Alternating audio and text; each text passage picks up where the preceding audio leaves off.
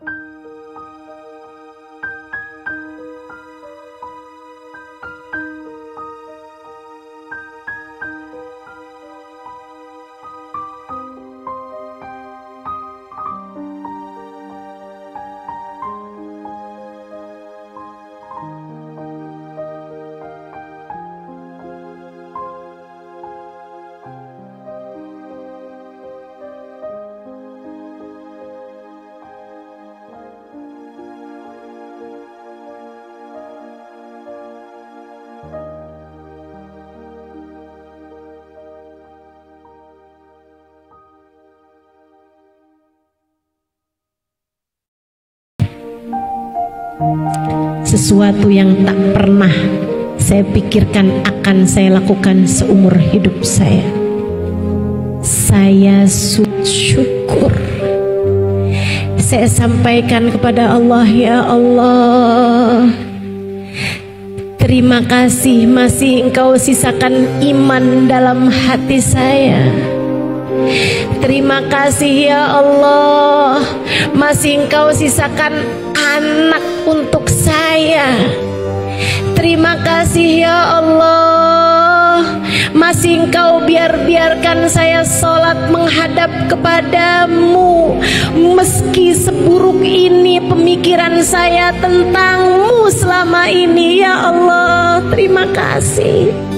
Betapa tak pernah kurang-kurang sebenarnya Engkau memberikan kepada saya selama ini. Akan tetapi fokus saya tak pernah melihat kenikmatan demi kenikmatan yang Kau berikan pada saya, karena saya hanya fokus kepada satu ujian berat yang datang 15 tahun yang lalu itu. Maafkan saya ya Allah, mata hati saya telah terbutakan olehnya. Sesudah saya sujud syukur, saya kemudian menghampiri kamar anak saya. Saya memeluknya. Saya sampaikan padanya, "Nak, maafkan mama, maafkan mama. Maafkan mama selama ini telah meninggalkanmu. Maafkan mama, nak. Selama ini mama sayang padamu, tapi kamu hanya mama gunakan sebagai alat untuk semakin menghujat Allah dalam hidup mama atas buruknya takdir 15 tahun yang lalu. Maafkan mama ya nak. Betapa sebenarnya kamu adalah seorang anak yang selama ini sangat membahagiakan hati mama. Mama menganggapmu sebagai musibah, padahal sebenarnya kamu adalah karunia terindah yang Allah berikan dalam kehidupan mama. Maafkan mama sayang, maafkan mama." Saya pelukin dia dengan air mata yang terus membanjiri pipi saya. Anak saya balik menangis. Kemudian ia berkata, "Ya Allah, terima kasih. Akhirnya